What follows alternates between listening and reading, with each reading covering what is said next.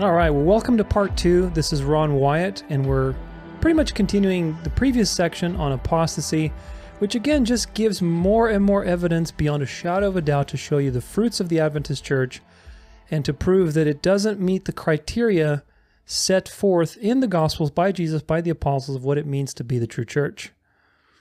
Because again, the true church suffers zero apostasy, because it is God who determines who's in the true church, and it is God who preserves those people that cannot leave once they've been brought in. This is a very important point. So Ron Wyatt is very famous. He's very famous in the conspiracy crowd, and he's a Seventh-day Adventist, which is something that I didn't actually know up until recently before doing this. But he's very popular. A lot of people idolize Ron Wyatt, and he's been discredited. And there's a lot of really strange things about him, which ultimately, to me, lend more evidence and credence to, at the very minimum, again, that there's apostasy in the Seventh-day Adventist Church, but even more so that it's been infiltrated. And you'll see what I mean by that, because at the very minimum, Ron Wyatt was at the very minimum deluded, just a very deluded, deceived man. At the most, he was probably some sort of secret society Jesuit operative, designed to discredit Christianity, discredit the SDA Church, discredit the Bible, Bible archaeology, and so on. Now, why is this important? Well, it's important because, again, first, Ron Wyatt is Seventh-day Adventist, so that ties him to our investigation of the SDA Church and apostasy. And his claims today are still being peddled by a lot of people.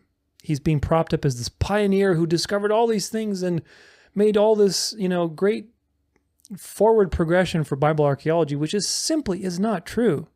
It's just simply not true, folks. And again, if this offends you, my goal is to show you the evidence. Please just look at the evidence. Walk the narrow road. But again, all of this is just more proof that the SDA Church is not the true church and that it's been infiltrated. So let's look at the evidence. This is from Wikipedia. It's Ron Wyatt. But I want to read this. It's from the Garden Tomb Association of Jerusalem. States the following. This is criticism in a letter issued to visitors on request. The Council of the Garden Tomb Association, London, totally refutes the claim of Wyatt to have discovered the original Ark of the Covenant or any other biblical artifacts within the boundaries of the area known as the Garden Tomb of Jerusalem. Though Wyatt was allowed to dig within this privately owned garden on a number of occasions, the last occasion being the summer of 1991, staff members of the association observed his progress and entered his excavation shaft. As far as we are aware, nothing was ever discovered to support his claims, nor have we ever seen evidence of the biblical artifacts or temple treasures. Now, of course, people would say, it's a cover-up, it's a conspiracy. Again, look, we're going to look at all of this stuff.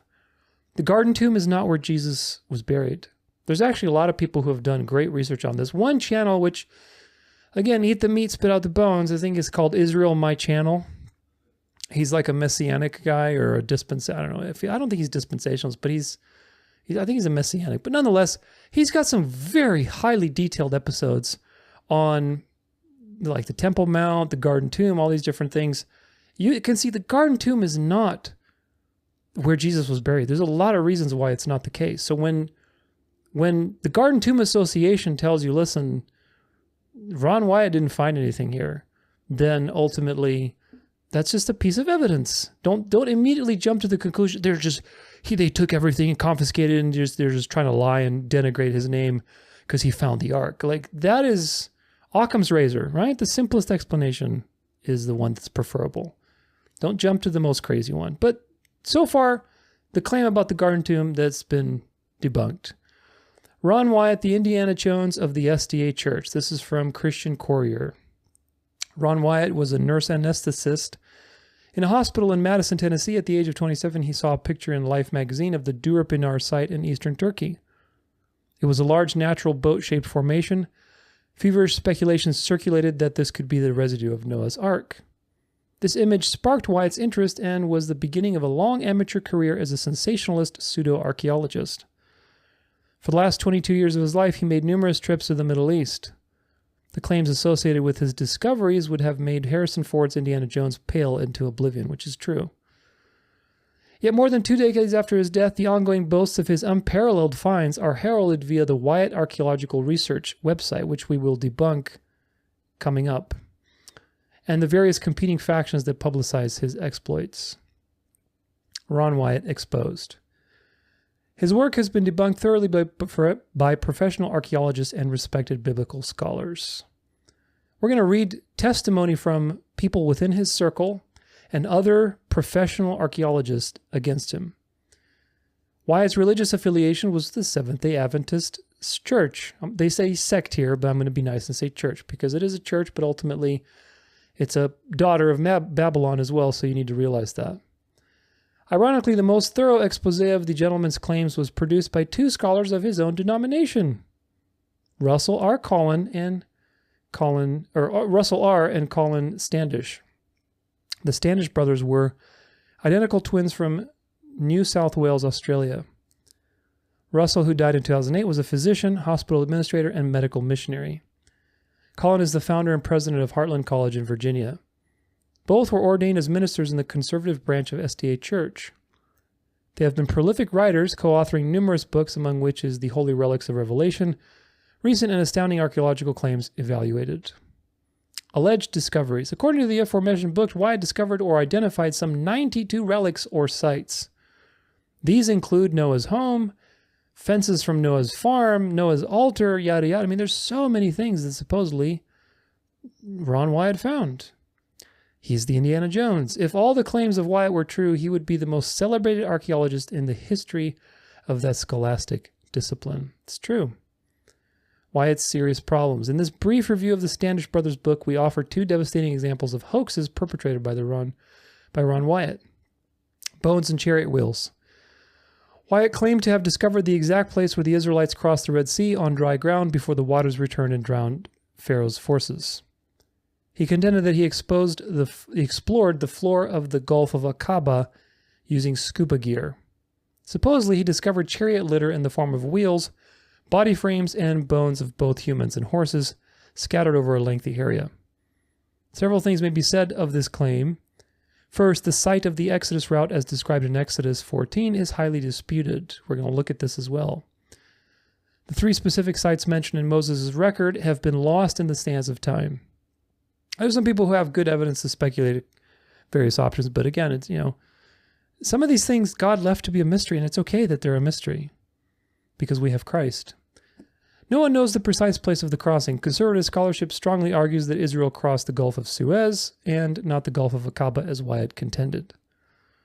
Second, Wyatt claims that he was using simple recreational scuba equipment when he discovered these wheels and other remnants at a depth of some 200 feet in the Gulf.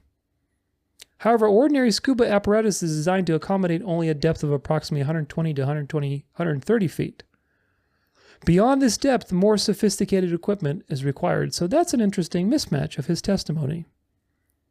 Third, Pharaoh's army was said to have been destroyed in the middle of the sea, Exodus 14, verse 23, which, according to measurements of the British Admiralty, is almost 2,800 feet deep in the midst of Aqaba. This hardly harmonizes with Wyatt's 200 feet discoveries. And there's the issue of bones of horses and men that Wyatt supposedly found. Recall the destruction of Pharaoh's army took place about 3,500 years ago. Compare this with the following facts. The Titanic was down in 1912 and 1,553 people were lost in the wreckage. In 1985, 73 years later, the submerged vessel was discovered and explored. Specially designed underwater video equipment was employed. In addition, more than 53,000 photos were taken. Here's the startling fact. The remains of not a solitary person, neither skin nor bone, was found. Everything had been completely consumed by fish, crustaceans, and the destructive effect of salt water. After these extensive investigations, the Standish brothers declared that no chariot wheels or remains of human or horses' bones found in the Gulf of Aqaba were ever submitted to scientific authorities for examination and testing. Not once. Okay, so people who keep insisting, Ron Wyatt, where's the evidence, folks? It's not how science is done. In spite of this fact, the Wyatt Museum web states, quote, Ron actually retrieved a hub of a wheel which had the remains of 8 spokes radiating outward from it. In fact, he claimed to have found wheels with 4, 6, and 8 spokes. One authority suggests that the videotape Wyatt employed to show these underwater artifacts appears to be a hoax. He challenged him to subject the items to a C14 dating test, carbon, if indeed he had ever had an actual sample of anything. Was that ever done? No, it wasn't. So again, very suspect. The blood of Christ, another purported discovery which people just love to hang on to. The problems associated with Wyatt's alleged discoveries are astronomical and beyond one's ability to calculate. Take, for example, the claim that he located a residue of the dried blood of Christ that had dripped onto the mercy seat of the Ark of the Covenant located in a cave associated with Solomon's original temple in Jerusalem. One of Wyatt's defenders claims samples were taken and returned to Nashville, Tennessee, where Wyatt had the blood analyzed in a hospital laboratory. On another occasion, in an interview with Russell Standish, Wyatt claimed that the samples were studied in a laboratory in Jerusalem. Which was it, Jerusalem or Nashville? The contradiction is glaring. It is. Where was the lab? Are there remaining samples, since the claim was made that copious amounts of blood have been flowing down? Where are the test records? Can other samples be retrieved? Is there any evidence at all of such a discovery?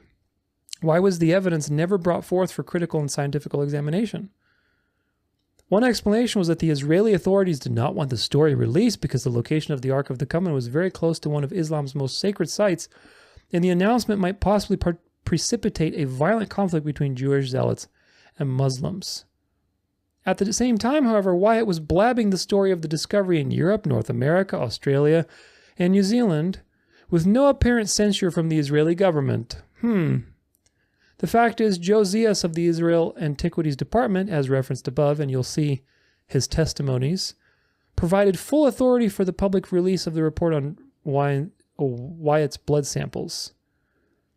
Elsewhere, Wyatt claimed that an angel prohibited him from providing the details of this phenomenal discovery. So appeals to angels and angelic visitations.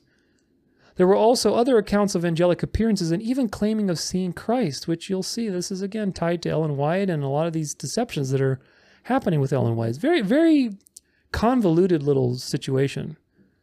Incidentally, the reason Wyatt knew he saw Jesus was because the Lord, quote, was dressed exactly as Ellen White saw him in a vision, with the blue border at the hem of his garment. Ellen White was the founder of the SDA Church. Now, is there a conclusion? No, I didn't highlight the conclusion. Before I go on, as you will learn, but just take my word on it now, because we have actually 2 sections on this with Ellen White. But as you will learn, Ellen White is not a prophet. She never was. She was never hearing from God. Because if you fail at least once, and she failed more than once, she was inconsistent with the word of God more than once.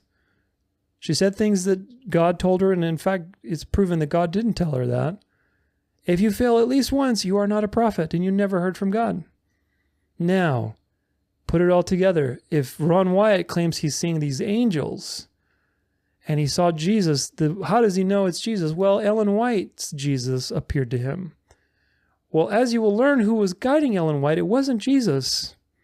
So who is the Jesus that appeared to Ron Wyatt to do all these things and all of these controversies and deceptions and the things that he was doing? Do you understand the spirit of Antichrist? Antichrist is 2 things: openly against Christ and in place of Christ, a counterfeit. And they work together. And you're going to see this spirit of Antichrist more and more. The Seventh-day Adventism is not immune from the spirit of Antichrist because it's an institution. And only God controls who is in the real church. As long as you're in an institution, you are subject to the influences and power of the spirit of Antichrist. And the spirit of Antichrist was working very well through Ellen White and through people like Ron Wyatt, which hopefully you'll learn. And you've already started to learn by that, because all of his claims that we've looked at, the garden tomb, the blood of Christ, the chariot wheels, they're just ridiculous. There's no evidence anywhere. And there's constant incongruencies between his testimonies and stories. So it's very clear that he either made them up or he was being told what to say. This is from Answers in Genesis, very reputable site for the most part. As far as like archaeology stuff, has the Ark of the Covenant been found? The Holy Grail, the fabled King Solomon's mines, and more recently Noah's Ark, the Ark of the Covenant, and many more have featured in fabulous tales of adventure and discovery. Adolf Hitler was allegedly in possession of what he believed was the Holy Lance, the spear used by the centurion to pierce Christ's side. This was one of only many relics der Führer obtained or sought to satisfy his obsession with the occult. Interestingly, several such genuine spears are owned by various collectors around the world. Now, again, just a quick note, people who are obsessed with Ron Wyatt, why do you hang on to Ron Wyatt? Do you understand that people like Hitler, who was obsessed with the occult, love to have these little physical proofs that they needed? Oh, I need the lance, or let me get a piece of the cross, or let me get that. It's idolatry, folks. And first off, Ron Wyatt never even produced anything that you can say, oh, okay, there it is. It's fairy tales. But people idolize Ron Wyatt because they've been duped into thinking he's just this victim. And you'll see more, there's an agenda behind this. But moving on. Not surprisingly, the cup of Christ used at his Last Supper, dubbed the Holy Grail, is also simultaneously in the possession of several people at different locations. It has even had a movie based on it, Indiana Jones and the Last Crusade. There are pieces of wood from the actual cross of Christ. In the 4th century, Helena, the Roman Emperor Constantine's mother, made a pilgrimage to the Holy Land. There, with a rapidity and assurance that can only strike wonder in the modern archaeologist, legend has it that she unearthed the true cross, the lance, the crown of thorns, and the identified under a temple Aphrodite, the tomb of Christ. Legend has it. So this kind of stuff has been going on for a while. This cross became an object of pilgrimage. There it is. Do you understand? With pieces cut off as a token for the one who has made a generous offering. Theologian John Calvin wrote that by his day there was so many parts of the true cross around, whereas the original cross could be carried by one man, it would take 300 men to support the weight of the existing fragments of it. In other words, there's so many quote-unquote fragments of the true cross that if you actually put them together, the cross would weigh, 300 pounds. Meaning, a lot of these are fakes, folks. They're just fake stuff that people bring up to encourage idolatry and deception. In the case of the other recent discoveries, however, the would-be Indiana Joneses are very familiar with the Bible.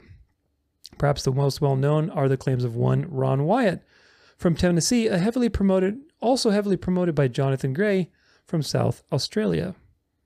The Wyatt Gray claims are truly astonishing. Unfortunately, reputable Bible-believing archaeologists and other experts willing and capable of giving an objective assessment are never able to check out their claimed artifacts because they don't exist. There is generally a plausible sounding story as to why that is impossible, or why the time is not right. The alleged finding of the Ark of the Covenant, see also the Ark, could it be ever found, is associated with the claims of supernatural intervention, photographs mysteriously getting fogged up or vanishing, and, quote, men in black style government cover-ups. It's got all the trappings of just a satanic deception, folks. Are all the claims true? And maybe, by the way, just really quick, this just came to my mind right now as I'm reading this. Maybe they will release something and say, look, the Ark of the Covenant has been found by Ron Wyatt, and they're going to produce a counterfeit, and they're going to use that part of this great delusion that's coming with the third temple, and to get the Jews and Muslims to conflict and eventually have some supernatural situation and convert. I don't know, but that just came to my mind. What if they do pull something like this? And this person, Ron Wyatt, is brought back into the limelight. That would be something to pay attention to. But anyway, either way, he's very deluded, or at the very most, he's just another psyop operative. Are the claims true? If they are, such a staggeringly impressive list would mean that Ron Wyatt has been almost as miraculously assisted by God as the patriarch Moses. If, however, a careful examination of just one or two of these claims reveals them to be false, fanciful, or fraudulent, the divine leading option evaporates, and it is clear that Christians are being seriously misled. They are, and I've had people email me fighting with me that I'm basically fighting against God by calling Ron Wyatt a fraud. No, Ron Wyatt was being guided by God. Well, how do you know? First off, he claimed to believe in Ellen White, and Ellen White is not a prophet, so obviously he doesn't have discernment. At the very minimum, he doesn't have discernment because he's claiming all these supernatural things and being guided by, obviously, some sort of spiritual force. But as you'll see, he was also a fraud. Back in 1992, Wyatt's Noah's Ark claims was subject to a thorough investigative expose in this magazine, link here. The 13-page report told of how his ministry had checked the claims, even ringing the lab staff that had done the analysis, for instance. Sadly, though, we would have been delighted if this really were the Ark. We found almost all the specific claims to be untrue or misleading. The results of the detailed analysis of this site, including mapping, magnetometer surveys, drill core sampling, and more, enable any geologist to be able to diagnose with certainty the exact nature of the geological object. This is the thing that they thought that was the Ark on the mountain. The discoverers have since produced a rebuttal, convincing only to those who have misunderstood or not carefully read our article. They quote as support the well-known creation scientist Dr. John Baumgartner, which we're going to see his testimony as well in the coming article. But in fact, he long ago decided that this find was a geological formation. So John Baumgartner, who they cite as evidence, actually doesn't support them whatsoever. They also appealed to the late marine engineer David Fasold. Fasold, who had repeatedly rejected biblical authority, did originally think it was a boat, but towards his life end co-authored an article in a geology journal supporting its true nature. So he recanted of his original belief on that. When questioned about Baumgartner's retraction, Wyatt has claimed that it was made for fear of losing his job. So again, just more gaslighting that you can't prove, unfalsifiable claims. Oh no, Baumgartner is just distancing himself from me because he doesn't want to lose his job. That's what it is.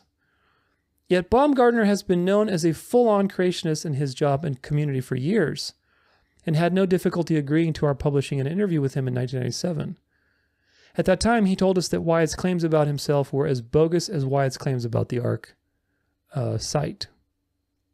Answers in Genesis did not attempt to involve itself in checking any of the other claims. But someone who had been with Wyatt to his Sodom and Gomorrah site sent us samples he had from there of the alleged ash from a couple of the buildings in Sulphur Ball. The photos show the structures at Sodom and Gomorrah together with the labels put on them by Wyatt. Simple visual inspection of such photos and watching videos put out by these amazing discoverers strongly suggests that these building ruins, quote-unquote, are soft sedimentary structures with some lamination, carved into an array of shapes by rain and wind.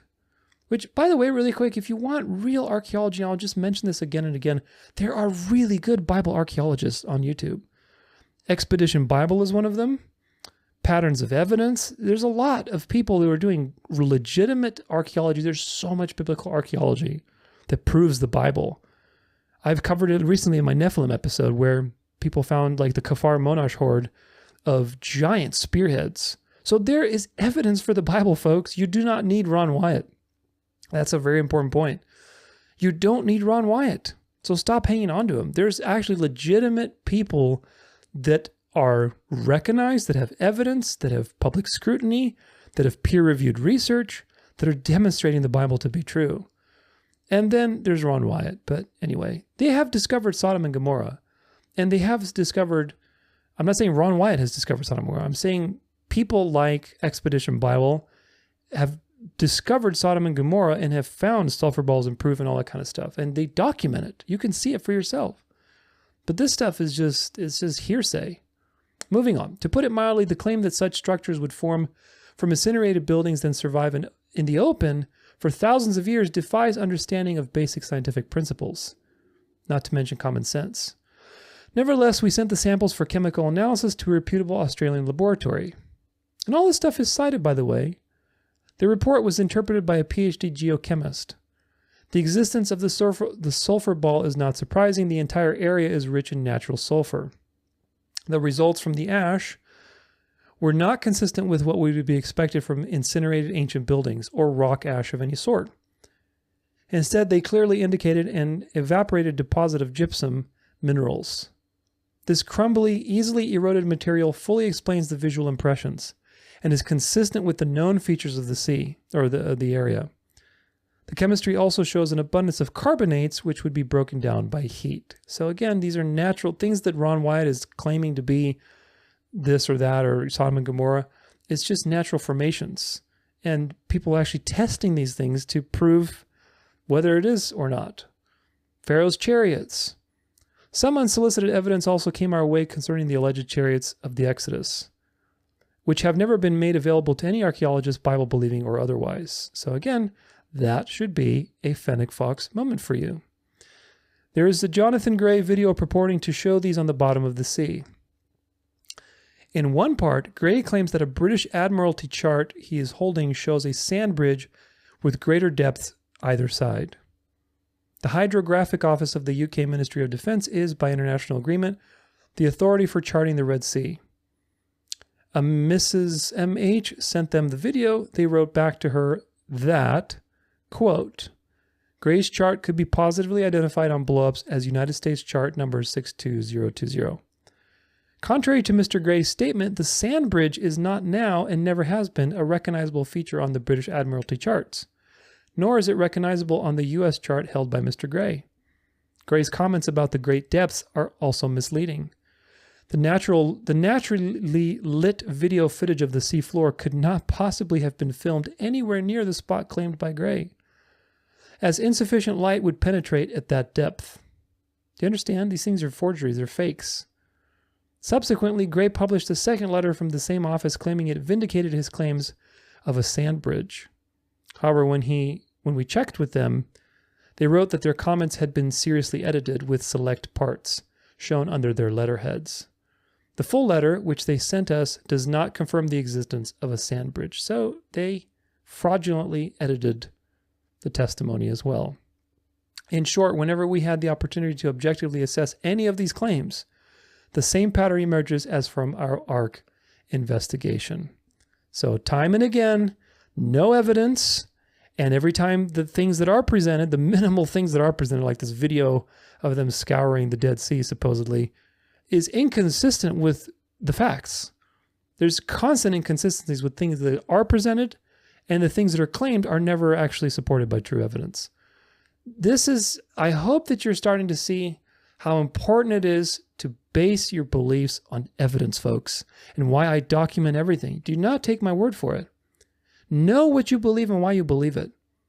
Because who knows if this may come into the limelight in the near future. Who knows? But either way, it's proof again that Seventh-day Adventism is not the true church, and that the spirit guiding this man was the Antichrist spirit of Antichrist. But we're going to keep debunking all these different finds so that you understand. Now, Mount Sinai. This is from Associates for Biblical Research. The Shiloh excavations. Mount Sinai is not Jebel al-Lawaz in Saudi Arabia. The author is Gordon Franz, M.A., Category, The Exodus of the Wilderness Wanderings under Moses, dated 3rd October 2007. This is about Mount Sinai. Problems with the Jebel al-Lawaz location. So Jebel al-Lawaz is a mountain in Saudi Arabia that Ron Wyatt says is Mount Sinai. So far he's been debunked with the Red Sea, the blood of Christ, the tomb. I forget what else we looked at. But anyway, so far all the things we looked at were debunked. Now let's look at Mount Sinai. The biggest problem for the Ark, that's what I was going to say. The biggest problem with the identification of Jebel al-Lawaz as Mount Sinai is that it does not meet the biblical criteria for the site. In my Bible and Spade article, I point out 3 questionable assumptions made by the proponents of Jebel al-Lawaz. The first questionable assumption that the proponents make is that the Sinai Peninsula was considered part of the land of Egypt. The Bible says that when the Israelites left Succoth, they were out of Egypt. The land of Goshen was the eastern limit of Egypt. Apparently, the line of fortresses on the eastern frontier canal was the border between Egypt and Sinai. Nadav Naaman, a professor of Bible geography at Tel Aviv University, made an important point in an article on the Brook of Egypt. He states the following. Traditionally, in the eyes of the Egyptians, the Nile or the isthmus fringes were considered to be their northern boundary, the Sinai Peninsula being regarded as part of Asia. This view is diametrically opposite to the northern point of view, according to which the southern limits of Gaza, the southernmost city along the coast of Philistia, and the edges of the urban settlements on its eastern side were thought of as the southern border of Canaan, the intervening desert of Sinai being regarded by the northerners as part of Egypt.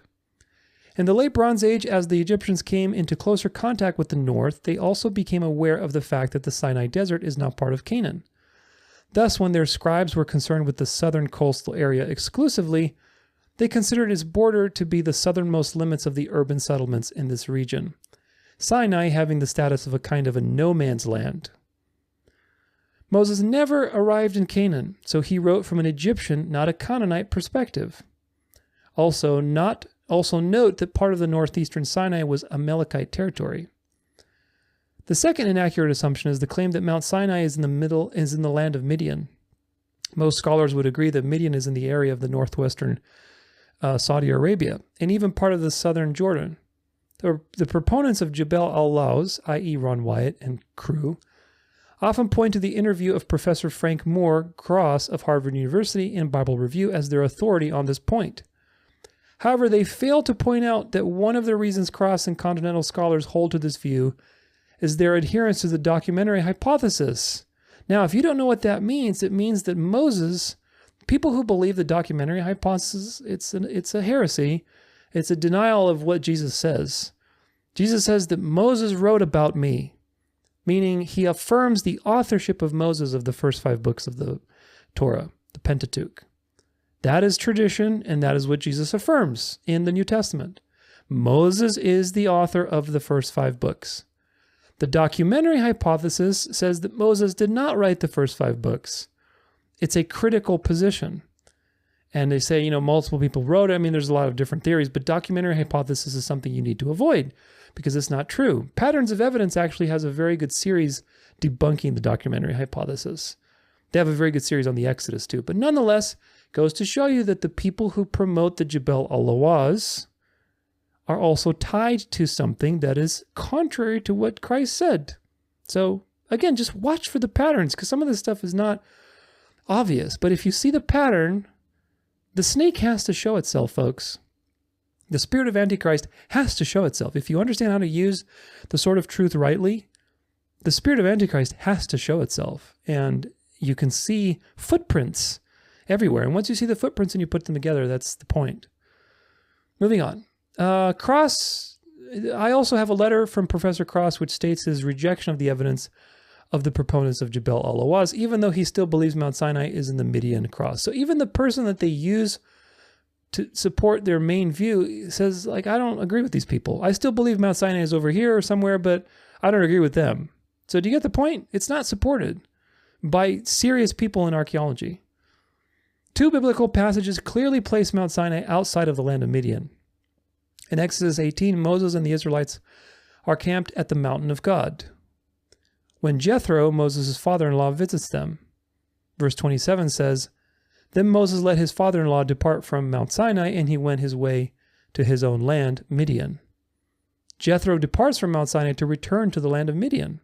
According to the Mandelkern Biblical Concordance, the phrase his own land, third person singular possessive, is used 30 times in the Hebrew scriptures. And it lists you all these different things. In the Pentateuch, the phrase is used 13 times. Each time it is used of a specific geopolitical entity, i.e. a kingdom, a nation, or a tribal area. It is used of the kingdom of the Amorites, with the borders clearly delineated as going from the Anon to Jabbok, the kingdom of Bashan, which is implied going to Jabbok to Mount Hermon, the nation of Egypt, as well as the tribal territory of Joseph. Joshua gives the delineation of the tribal territory of Ephraim and Manasseh, which make up the tribes of Joseph.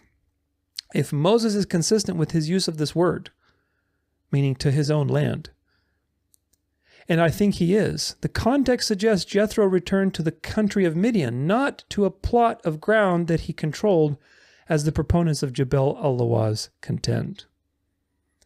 So the context of the original language reveals to you, again, historical context, cultural context, evidence, other people's testimonies, all line up against what Ron Wyatt has produced.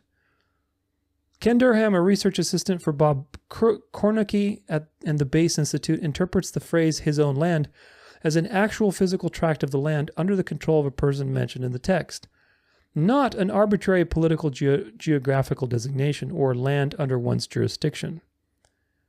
There does not appear to be a lexical support or support from Hebrew dictionary references for this use of the term. So again, these people have their own interpretations of things that are not in alignment with anything, really. The second passage that places Mount Sinai outside of the land of Midian is Numbers 10, verse 30. It states, I, Hobab, will not go, but I will depart from Mount Sinai to my own land and to my relatives. Hobab is returning from Mount Sinai to Midian, where his kinsman lives. So Mount Sinai cannot be in Midian. Do you get the point? Based on just simple Bible evidence and the use of original language grammar. The third questionable assumption made by the proponents of Jebel al-Awaz is that Galatians 4:25 says that Mount Sinai is in Saudi Arabia. One proponent affirms this conclusion when he writes, the Apostle Paul, under the inspiration of the Holy Spirit, informs us that Mount Sinai is in Saudi Arabia, not Egypt. The Bible does not say Saudi Arabia. It only says Arabia, which, again, very different for people 2,000 years ago. One can easily argue that the Apostle Paul used the 1st century AD Roman concept of Arabia in this passage. In the 1st century AD, based on the prior use of the name by Herodotus, Pliny, and Strabo, Arabia extended from the Persian Gulf to the Nile Delta, thus including the Sinai Peninsula in Arabia. Paul would be perfectly correct in placing Mount Sinai in the Sinai Peninsula because the Sinai Peninsula was part of Arabia in his time, which is true. So context matters, folks, and if you do not read in context, you will run into error. But again, Ron Wyatt these people do not use context, whether it's the New Testament, which we just saw with the usage of Arabia, or the Old Testament, which is understanding the old grammar of the original language. And what was he used when he say to his own land? What does that mean? Well, it means a separate place. Meaning, if you have identified a mountain that you think is Mount Sinai and it's in Midian, it can't possibly be Mount Sinai. Do you get the point? Because those two things are distinguished as separate territories in the Bible. The conclusion of the matter: as popular as the idea that Mount Sinai is at Jebel al-Lawaz, and by the way, I see this on all kinds of Bible archaeology sites. It's very deceptive. And you're going to understand how I'm opening up a lot of things. You're going to understand how all of this comes together. I promise you there's an agenda behind this, and you can tell that the spirit of Antichrist is behind this thing with Ron Wyatt, and I'll prove it to you. But nonetheless, we need to debunk these things so you can see evidence for yourself. The popular idea that Mount Sinai is at Jebel al-Lawaz in Saudi Arabia may be in certain evangelical and even Jewish circles. There is no credible historical, geographical, archaeological, or biblical evidence for this thesis. The proponents also need to face up to the archaeological evidence at their site. The petroglyphs of bovines existed long before Moses ever lived. The so-called Cave of Moses at Al-Bad was not hewn until long after Moses lived.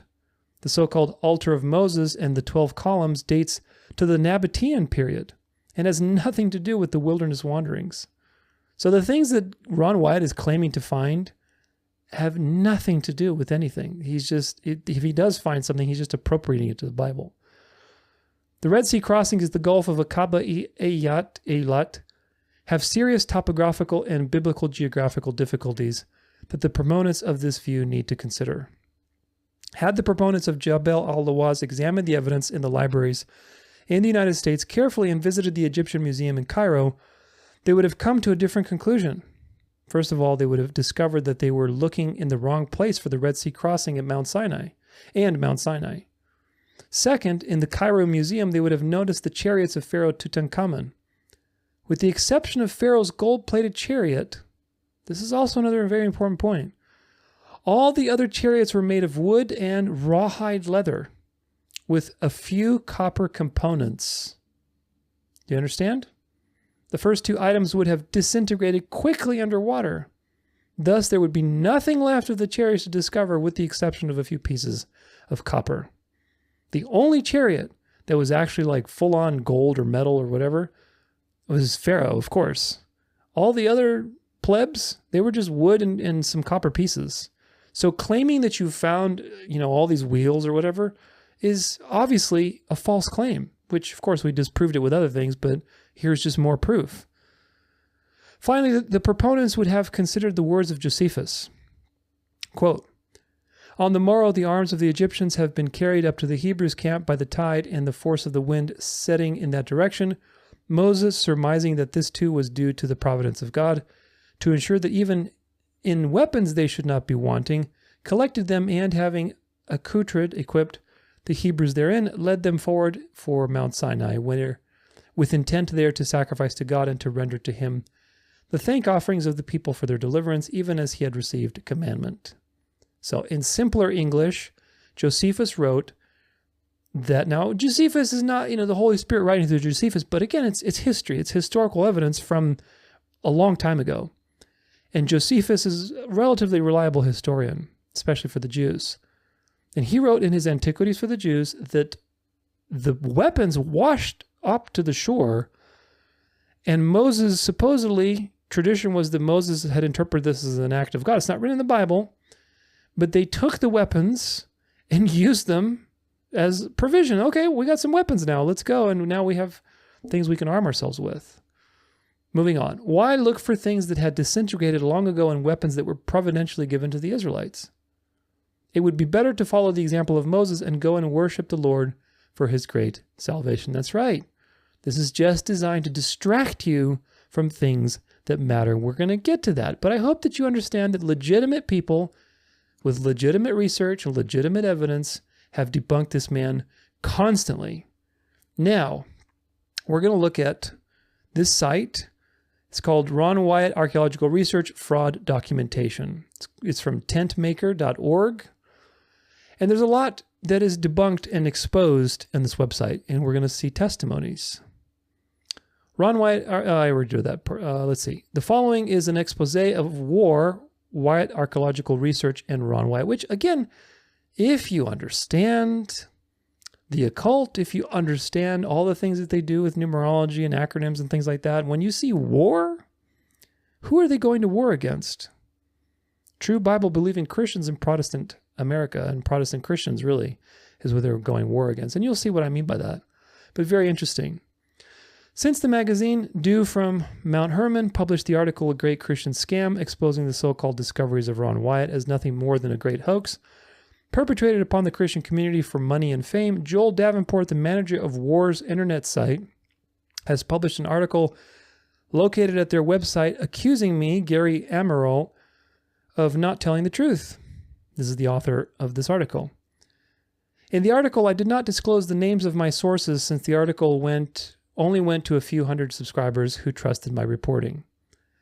I didn't feel providing the names and addresses was necessary, but since Mr. Davenport's extremely distorted assessment of the accuracy of A Great Christian Scam, and since War and associates are continuing to defraud the Christian community by selling videos, books, speaking engagement, trips to Israel, enticing investors in further digs, etc., all based upon discoveries which were never made, I feel it is time to lay out enough evidence to make it perfectly clear to any sane individual that what we're dealing here with is nothing short of an outright scam. I have telephone interviewed most of the people on War's Noah's Ark video. Not one single person I spoke with on that video presently believes that Ron Wyatt's site is Noah's Ark. Some are outraged that Wyatt is still using film clips which make them look like they're substantiating Wyatt's claims, when in fact the opposite is the case. Listed below are some of these individuals who appear in the video, who again, remember, they're saying like, we don't believe this anymore. He's misrepresenting our image. Compare the story War continues to sell with the actual words written by the scientists after doing extensive research on the site. They no longer believe it's Noah's Ark. They believe it is a natural geological formation. We saw proof of that. They had geomagnetic surveys. They had samples. They had all kinds of stuff, folks. This is not even a case. As to the so-called discoveries of Ron Wyatt's video entitled Presentation of Discoveries, those interviewed whom Ron Wyatt presented with his quote-unquote facts puts little or no archaeological value on any of the material. Fraud was the word most often used when discussing these so-called discoveries.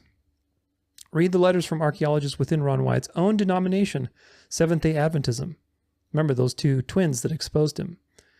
And you will see that even those who would have an interest in substantiating Ron Wyatt's claims find little or no scientific evidence to support any of these discoveries. As to Ron Wyatt's organization being nonprofit and as such having no investors, I spoke to businessmen and television producers who have invested money into Wyatt's archaeological research for television rights. There have been many tens of thousands of dollars invested in War. To date, None of those who invested this money has seen a shred of scientific evidence substantiating Ron Wyatt's claims. Where is the report from the blood sample analysis of what Ron claims is the blood of Jesus Christ? Where is the Ark of the Covenant? Which museum is housing the ancient chariot wheels he claimed to have been found on the Red Sea crossing? There's no evidence because the video is fraud, and we looked at that. Why other people have said it's fraud. Couldn't possibly be at a place that they were actually, where the sea was being covered because it's too shallow. The light would have never reached. On the Noah's Ark video, all the so-called scientific data cannot be duplicated. A clear sign that what was given the labs was false data. Read John Baumgartner's and Tom Fenner's letter. We're going to check these out because I pulled them up. Remember, John Baumgartner was one of the people that he's using, Ron Wyatt is using to supposedly, oh, see, he's one of us. Well, John Baumgartner was like, no, don't use my name. I don't believe in what you believe anymore. He's distanced himself. In summary, a great Christian scam was written to warn the leadership of the Dew from Mount Hermon magazine of Ron Wyatt's deception. That was as far as I planned to tell the story. Since the story appeared on the internet, we have received many inquiries from many Christian organizations asking for more information. Since Joel Davenport has chosen to publish a very misleading article written to discredit my article, I felt it necessary to release further documentation of the overwhelming evidence against War's claims of the greatest archaeological discoveries of all time, quote unquote. Read the letters. Write or call some of them. We will read the letters. Those professionals who have seen the evidence or lack thereof, and those who have had dealings with Ron Wyatt, will make it plain to anyone that War's discoveries are hoaxes. Since this report has been published, Ron Wyatt died. Yet, there are many individuals who are promoting Ron Wyatt's claims. Here are a few such individuals: Jim and Penny Caldwell, Richard Rives, Pinkowski, Mary, Nell Wyatt, John McCoy, Bill Fry, Kevin Fisher, Jonathan Gray. Jonathan Gray we looked at, who was a con artist. So I'm sure these other people are very dubious. Rebecca Sampson, or deceived. They're just either deceived or they're in on the game. Lenary Muller, Henry Groover, and Jim Backer. For other reports on Wyatt archaeological research, see the following internet sites. March 2000 update. In 1999, a new book was put out with the much more proof of Wyatt's quote-unquote discoveries were false. Holy Relics of Revelation by the Standish Brothers gives a detailed and well-documented proofs that Wyatt's discoveries were bogus. So go read that book if you really want to dig into this. If this is not enough evidence for you, go read that book. It's from Seventh-day Adventists. The authors are Seventh-day Adventists, but the Heartland Institute is an independent organization not affiliated with the SDA Church. So I opened some of these testimonies so you can see them for yourself. Letter from Thomas Fenner. Dear reader, it has come to my attention that Mr. Ron Wyatt from Tennessee has been making misleading statements regarding my role and beliefs in the so-called Ark of Noah at Uzungili while trying to raise money for his so-called research. Since no evidence was found that Judi Dagi is the site of the Ark of Noah, all Christian researchers concluded with great disappointment that this could not be the site. Therefore, any statements attributed to me as supporting the conclusion that Noah's Ark has been found are erroneous, misleading, and taken out of context.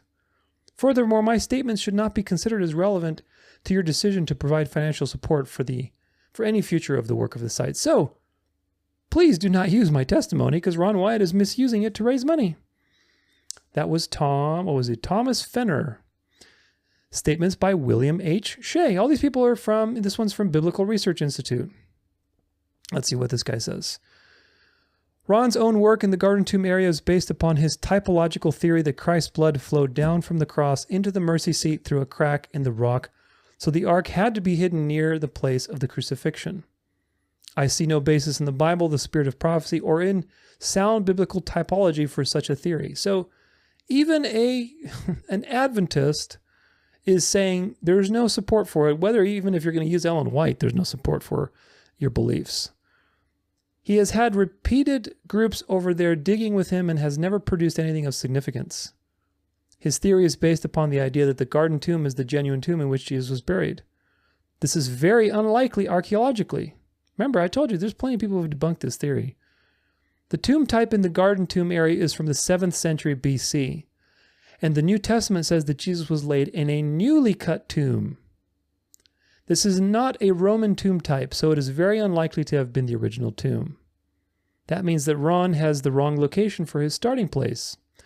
In addition, I understand that he antagonized the Israeli archaeological authorities of Jerusalem the last time he worked there, and he may not be able to work there again. So, very just confused, controversial figure. In summary, each of Ron's projects must be judged their own merits, by their own merits. The one that currently has the most credibility now, what's the most credible one, is the matter of the ark-shaped formation in the mountains of eastern Turkey. But that's been debunked. It may be related to Noah's Ark, but we will only know that for sure when it's excavated and fully demonstrated just what this formation is. Pointers in that direction up to the present time have been positive, but that is different from actually digging it out. So, of course, it could be related. It could be something going on. Who knows? It could be something totally new. Who knows, really? But it's not what people think it is. And it's certainly not this grandiose discovery that Ron has made that you need to raise money for, which is what he's doing by using these people's testimonies as evidence. What spirit was guiding Ron? The Seventh-day Adventist, fruit of the Seventh-day Adventist Church. Letter from Josias. Dear Mr. Searcy, Mr. Ron Wyatt is neither an archaeologist nor has ever carried out a legally licensed excavation in Israel or Jerusalem. In order to excavate, one must have at least a BA in archaeology, which he does not possess despite his claims to the contrary. We are aware of his claims which border on the absurd, as they have no scientific basis whatsoever, nor have they ever been published in a professional journal. True. If you have something great, you expose it to scrutiny. Oh no, but the men in black got it, but these people got it, but those people got it. Guess there's just no evidence. You got to trust it. This is not scientific thinking, people. This guy, Josias, he's the curator for the anthropology and archaeology at the Israel Antiquities Authority. Shalom. If you have stirred up a wasp nest, you must be doing something good. I can be quoted on the following. A. Ron Wyatt has never received a license from the IAA to excavate here in Jerusalem. If he has, then let him produce a license for his digs and surveys in Jerusalem, the Judean desert, Mount Sinai, etc. B. Finding a coin at the so-called Mount Sinai. This shows the total ignorance of Ron Wyatt and his public who want to believe rather than to know. This is an important statement. You want to believe rather than to know. Use evidence. Coins were not around at the time of Moses. Even an amateur archaeologist should know this simple fact. There are so many so-called Mount Sinais that even the Jews do not know where it is located. Personally, I believe that it is simply a literary invention, which is why it will never be found. I don't know if I personally agree with that. I think there is a Mount Sinai, but, again, some of these things God has left to history because you're not supposed to obsess over physical artifacts. You're supposed to fall in love with Jesus and read the Word and get familiar with what's been revealed, not try to go for a hidden secret knowledge. As for the chariot wheel, a bluff, produce it. On what was the dating made? Saw it in the video, it looks like a hoax. If it exists, date it through a carbon-14 lab. As an amateur archaeologist, which he claims to be, he should know many. D. The Noah's Ark discovery has been discredited. If it is true, and I saw the tape, show lab reports on the carbon C14 lab report. E. I personally read the junk about the blood of Christ, which is totally absurd. I immediately sent a fax to Ron Wyatt as I knew he was bluffing, asking for a copy of the address of the lab. And I asked for a copy of the address of the lab and the report and the sample for some independent testing, which we would do. As of yet, we have not received any reply. I sent a colleague who is a professor of New Testament to Tennessee to see what was up, and the person in charge of the museum there said that we in the IAA are a bunch of non-believers and they weren't interested in providing such info to us. So there you go. Always gaslighting, always avoiding, always coming up with excuses not to. The truth does not fear investigation, folks. Go ahead. Go ahead, skeptics. Remember, what was Jesus' approach to skeptics? Really quick, before we finish this off. What was Jesus' approach? Do you know? Was it said, oh, well, you're just not an unbeliever. I can't give you evidence. Or was it the opposite? Here, Thomas, feel my hand. I'm real, buddy. Put your hand in my side. Feel the wound. Don't disbelieve, but believe. So God's approach is to give you evidence. And of course, again, I've mentioned there's so much wonderful biblical archaeology being done by plenty of qualified people that proves the Bible genuine and true. The Bible is used as a resource in the ancient Near East archaeology. You do not need a counterfeit like Ron Wyatt to prove that the Bible is real. You really don't. He's been debunked so many times, so stop clinging to him. I saw this video which is an embarrassment to the world of the archaeology. The only people who can believe this junk is one who has never studied archaeology. As for the archaeologists he mentions in his reports, I have never heard of one of them after 25 years in the profession. As for James Irwin, what are his credentials regarding the world of biblical archaeology? Did he have a BA in this profession? He was conned into believing this, as have many others who wish to believe rather than to know. Common theme for this particular part of this message. Has Ron Wyatt ever had any of his so-called discoveries published in a peer-reviewed journal? If so, why not? You should ask that, folks. If you support Ron Wyatt, why not? Don't just chalk it off to conspiracy theories and convenient explanations. Lastly, if Ron Wyatt can supply us with the lab report on the so-called blood of Jesus, along with the sample of the independent testing, which shows 24 chromosomes, I will then be led along the road to Damascus. Otherwise, he is bluffing. So he has not produced anything, and the people who are actual authorities have criticized him very sharply. A letter from Lawrence G. Collins, Department of Geological Sciences, California State University. Dear Gary, as an addition to your website, which is titled Wyatt Archaeological Research Fraud Documentation, I wish to report an article which has been recently published. Here's the reference. In this article, David Fashold, which we mentioned previously, and I report aerial photography analyses of the supposed arc structure and the surrounding terrain, chemical electron microscope analyses of the supposed iron bracket in the arc structure, as obtained by John Baumgartner, chemical analysis of the Drogue stone, optical studies of thin sections of rocks of the supposed iron bracket and of a Drogue stone, and thin section studies of the ribbed rock interpreted by Ron Wyatt as fossilized reeds. These studies all show that the arc structure is a natural rock formation composed of layers of volcanic boulders and clay, and that the Drogue stones and ribbed rock are a volcanic or metavolcanic rock that could not have been transported to the site in Turkey from Mesopotamia. There is no evidence of any fossilized wood or any other man-made artifact. The supposed iron bracket is oxidized iron, produced by weathering of titaniferous magnetite, which naturally occurs in the volcanic rocks or in eroded sediments derived from such volcanic rocks. The boat-like shape of the structure can be explained as resulting from natural folding of layers consisting of former stream transporting of sediments locally containing abundant volcanic boulders and pebbles and from subsequent erosion. In short, none of Ron Wyatt's claims that this rock structure is a fossilized remnant of Noah's Ark has any merit. Sincerely, and signature. Letter from John Baumgartner. Mentioned him a couple times regarding the claims of Ron Wyatt. Dear Gary, you recently requested that I formulate a statement that summarizes my conclusions regarding the boat-shaped formation located about 15 miles south of Mount Ararat in eastern Turkey, which Ron Wyatt and David Fashold maintain represent the final resting place of Noah's Ark. Let me first reproduce a statement that I provided for the CRS net of the Creation Research Society about a year ago in response to a similar request. Regarding my position on the Durupinar site, the core drilling we performed in 1988 settled the issue as far as I'm concerned. The site is a natural formation. Nothing more produced by a mudslide as mud flowed around a ridge-shaped block of basement rock that is still present inside the resulting boat-shaped form. My position on the many other claims and questions is accurately represented in the article in the September 1992 issue of Creation Magazine, Volume 14, Number 4, entitled Amazing Ark Exposé by Dr. Andrew Snelling and critiqued assertions by Ron Wyatt, David Fashold, and others that the site indeed contained remains of the Ark. So John Baumgartner denies that the site that Ron Wyatt supposedly is using John Baumgartner's testimony is the Ark. He's like, I haven't believed that since 1988. I was clear on the matter once we did the initial, excavations and testing of the rocks. Letter from Harold G.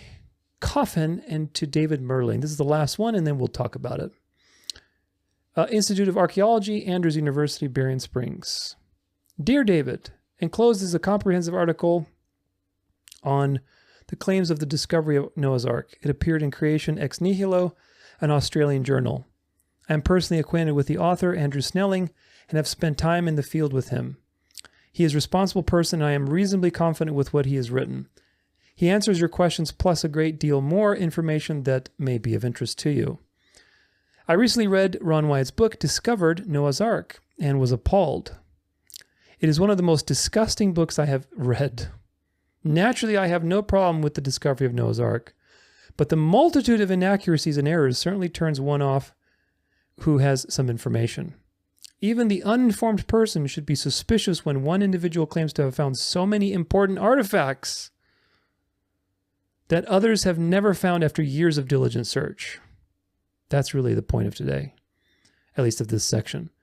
I could go on in greater depth, but this is probably unnecessary because the article by Snelling thoroughly debunks Wyatt's book and his research. If you have any more questions, please write, but I do not pose as an expert on the exploration and research of Noah's Ark. I do hope that eventually Noah's Ark is discovered, but up to this point there has been much to do about almost nothing. Sincerely yours, Harold Coffin. So, my goodness, I had to document all that because I've seen a lot of people all about Ron Wyatt.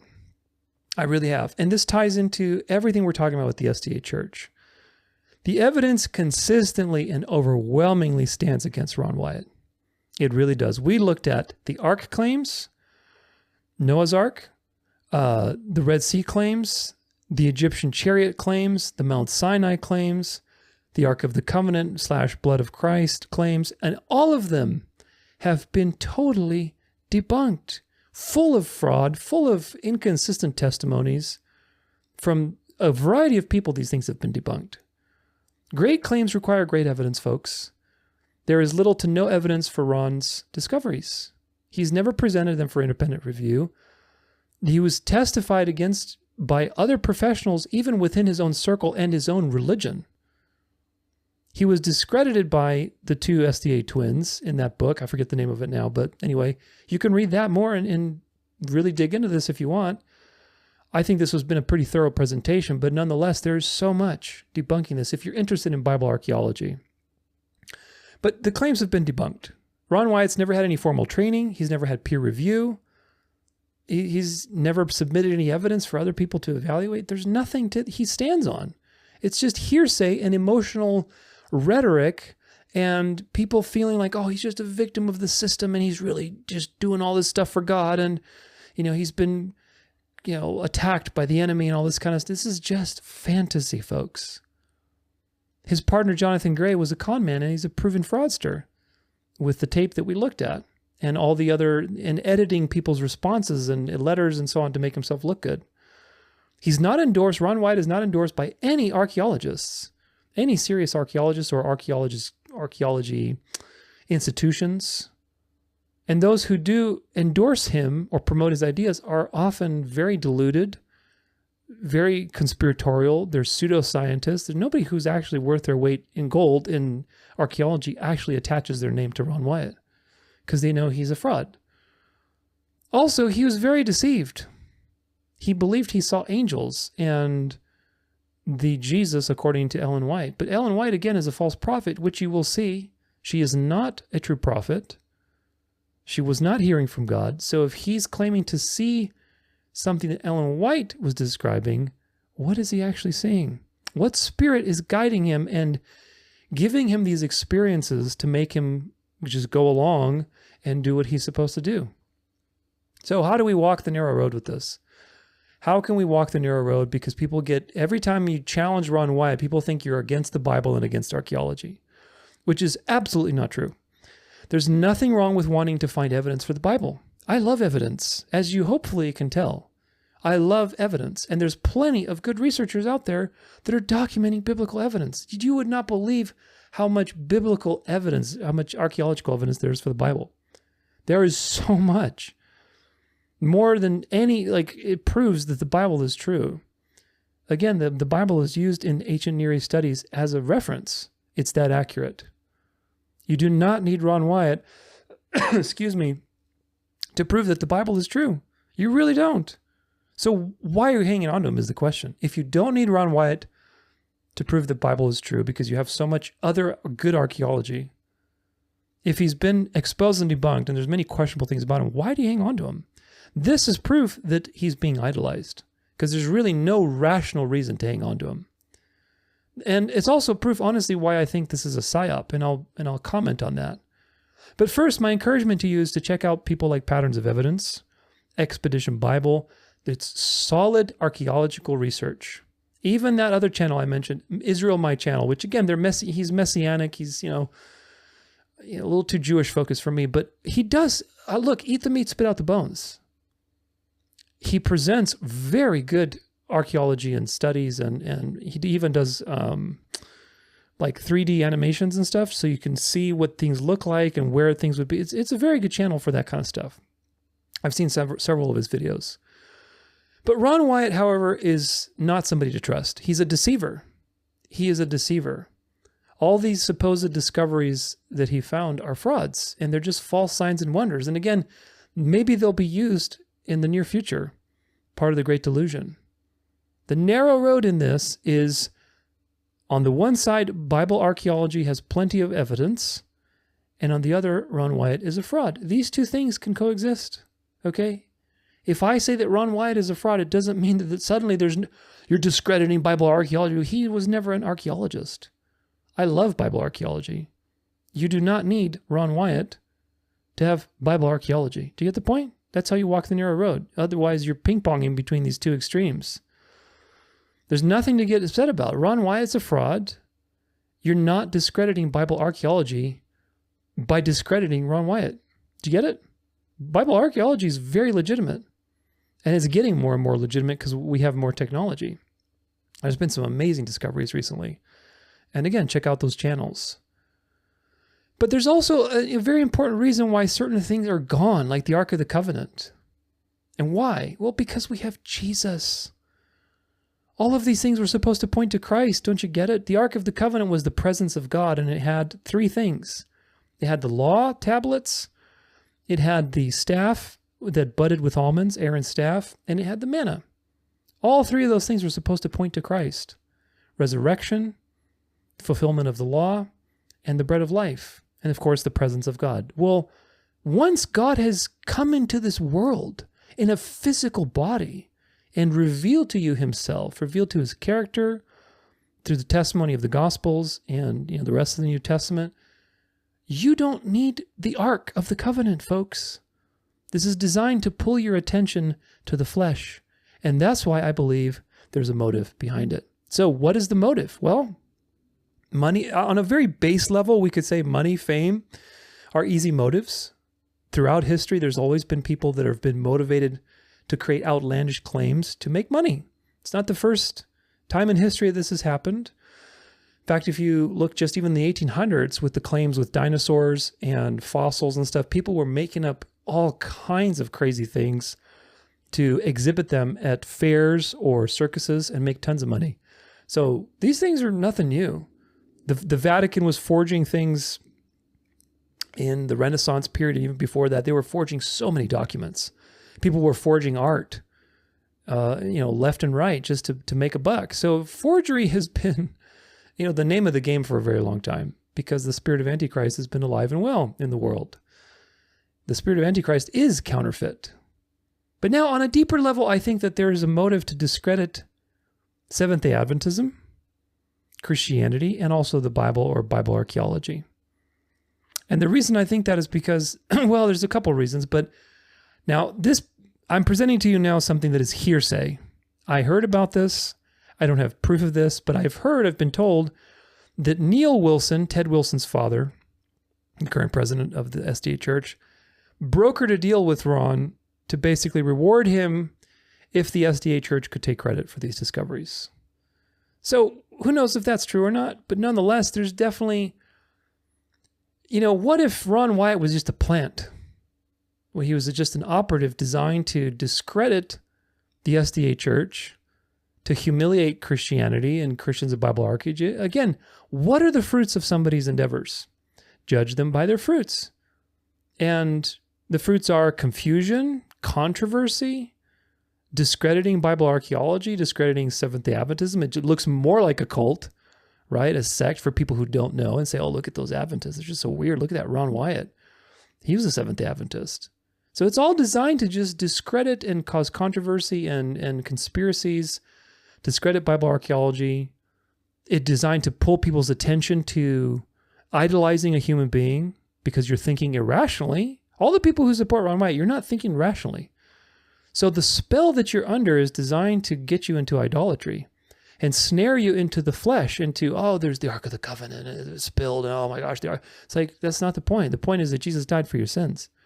Not that, look, it's because he actually, the blood of drop actually on the real Ark of the Covenant, that's why we're saved. You see, it's a subtle attack on the gospel by putting your attention on the flesh. So ultimately, if you look at the fruits, it has Satan's signature all over it.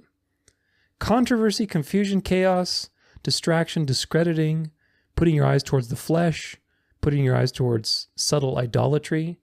It's just the fruits of Satan. It really is. And you have to be honest with yourself, because there is no rational reason to believe in Ron Wyatt's efforts other than he was a fraud. So there's only three options, folks. He was either deceived by demons and being strung along by this false spirit and given these visions of angels and things like that to think that he's doing something right, and just very deceived so that Christianity could be deceived. He was a fraudster trying to make money, because there is a lot of money to be made with these things, and people are lusting after signs and wonders all the time. Or he was a Jesuit/secret society operative, spy, art of war, planted to discredit Seventh-day Adventism, Bible archaeology, Protestantism, and so on. Now, I don't know which one it is. Maybe it's a combination of all three. But ultimately, people idolize Ron Wyatt today, and this is the truth. They idolize him because how do you know if you're idolizing somebody? Well, when you're presented with evidence upon evidence upon evidence, you still reject it. You still reject it, and you say, no, it's the government, or no, it's the men in black, or no, he had the evidence, but it was destroyed. How do you know when you have constant evidence from so many sources that say otherwise? That's proof that there is an idol that needs to be broken with this person. You say he was a fraud, but if somebody says that he's a fraud to you, or I should say, if I say that he's a fraud, or if anybody says that Ron Wyatt's a fraud, people go berserk. People go berserk over, oh, don't attack Ron Wyatt. He's doing God's work. I had somebody tell me, you're fighting against God. By you got to be careful. He's a person of God. It's like, wait a minute, he's a prophet now, or what's going on? Ron Wyatt is a human being, and according to the evidence, he is a fraudster. So it's my duty, as per Ephesians 5:11, to expose the works of darkness, so that you are not snared into fleshly ways of thinking, into idolatry, into thinking with your emotions rather than based on the evidence, which this is all designed as a psyop to lead you astray, one way or another. So again, you do not need Ron Wyatt to prove that the Bible is true, or that there is archaeological evidence that supports the Bible. You really don't. There is so much.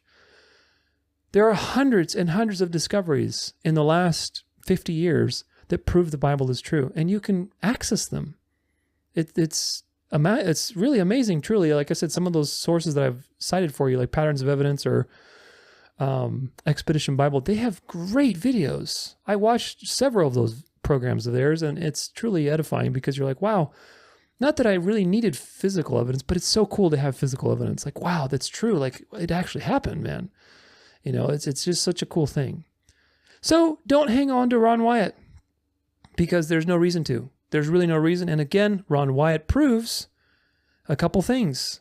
He proves that the fruits of the SDA church are apostasy, meaning it cannot be the true church. Ron Wyatt proves that he was guided by some sort of antichrist spirit. At the very least, he was just very deceived. I am inclined to believe he was more of an operative, but we don't know that. We have no proof of that. We can just look at the fruits and just judge by context. Nevertheless, the spirit of Antichrist was definitely deceiving him to some regard, because the fruits of that is only negative impact on the church. So it proves that the SDA church is not the true church. It proves that Ron Wyatt is guided by the Antichrist spirit. And as you'll see, it ties into the whole Ellen White thing, because Ellen White was also being guided by the Antichrist spirit. And Ron Wyatt had visions that he connected to what Ellen White saw. So that's all very interesting.